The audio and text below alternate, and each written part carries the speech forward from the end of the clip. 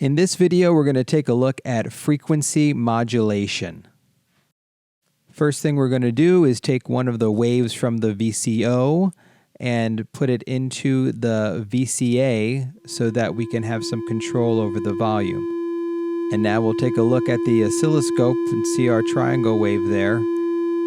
And we can see how the controls of the VCO change the frequency of the wave. The VCO exists to create audio, and the controls can do coarse and fine tuning of the frequency. But because we're using a modular synthesizer, we also have other modules that can control the frequency. And we're going to use one of the waves from the LFO, plug it into the CV input of the VCO, and see what that does. We use this knob to increase the amount of control voltage that the VCO is getting from the LFO, and now our triangle wave is looking kind of like a slinky. The frequency of the triangle wave is increasing and decreasing as the voltage from the LFO increases and decreases. That's what an LFO wave is, a slowly moving voltage in these different patterns.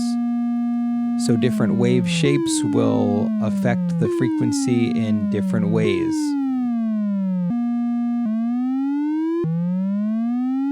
Here the ramp wave is increasing and then dropping off. And if we change to a square wave, it's really just two voltages going back and forth, and so we hear two different pitches alternating. I briefly pointed out that this knob above the CV input adjusts the amount of control voltage that the VCO gets.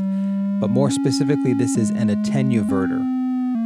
All that means is that at 12 o'clock, there is no effect, and the more we turn it clockwise or counterclockwise, the more effect there will be. But